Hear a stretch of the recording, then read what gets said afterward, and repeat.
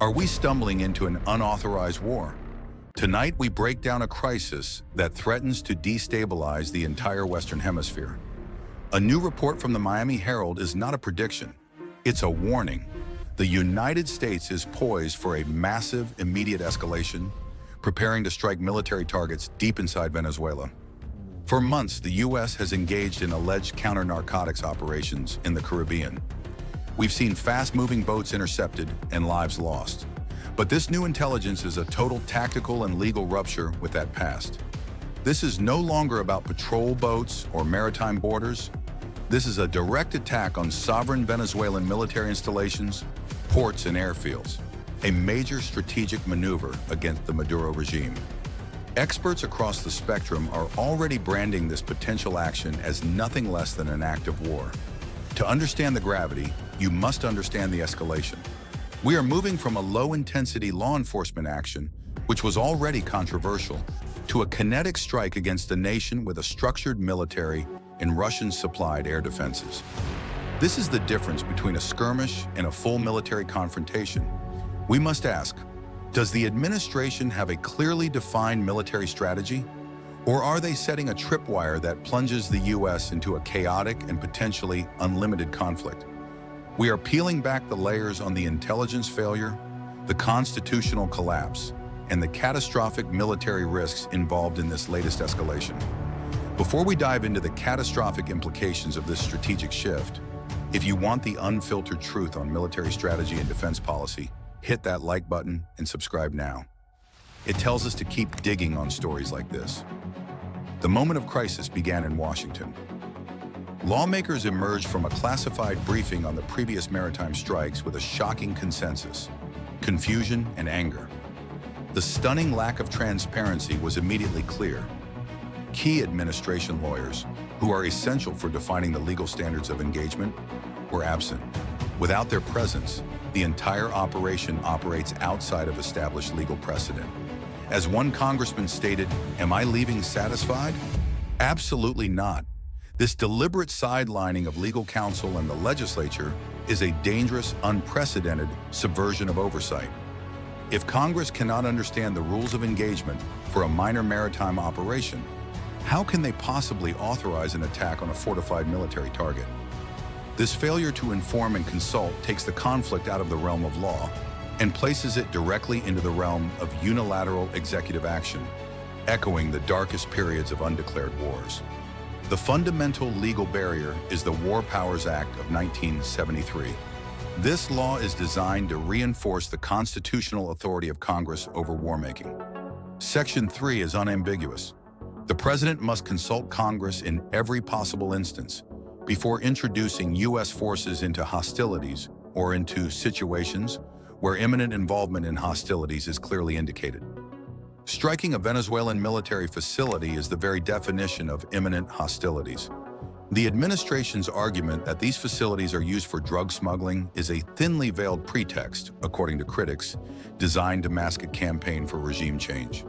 As the reporter David Rode observed, a strike on a Venezuelan military facility is arguably and technically an act of war. It demands authorization, or it risks being declared unconstitutional from the moment the first missile launches.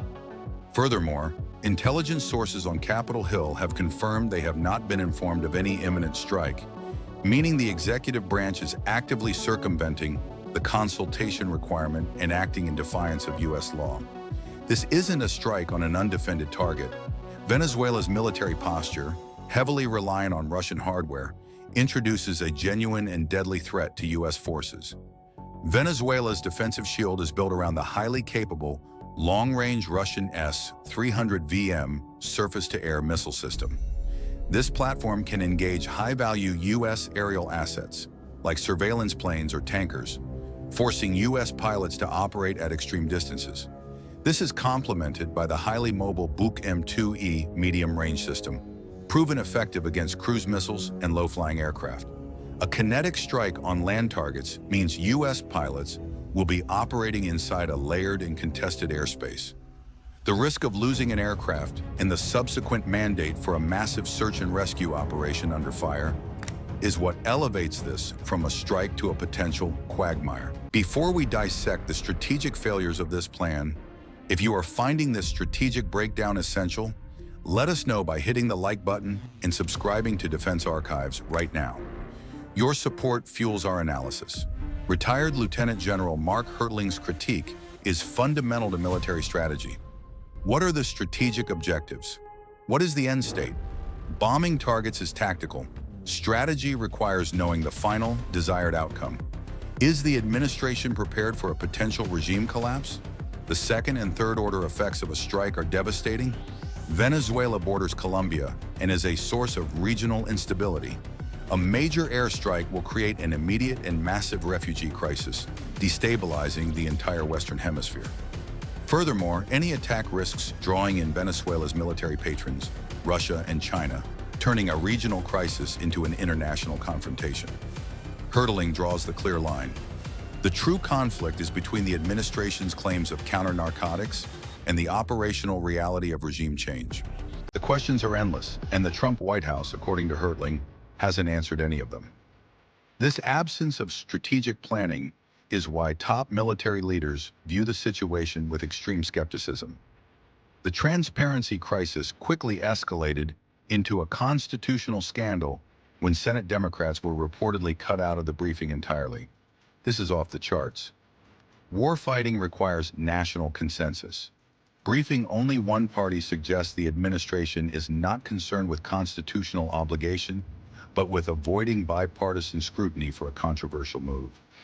General Hertling lists the officials who should be in the room: the Vice President, the Secretary of State, the Secretary of Defense, and the Chairman of the Joint Chiefs of Staff. But the most immediate commander, the one responsible for executing the strike, the commander of Southcom, is currently an interim commander. The former admiral, Hertling notes, reportedly retired due to contention over the things occurring down there. A major military strike should never be launched when the command structure is in flux and key personnel have registered dissent through resignation. This indicates political pressure overriding sound operational judgment.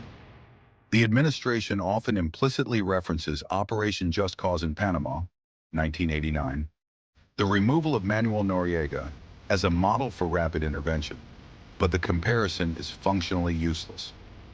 Just Cause was an overt, planned ground invasion involving over 27,000 U.S. troops with full congressional consultation.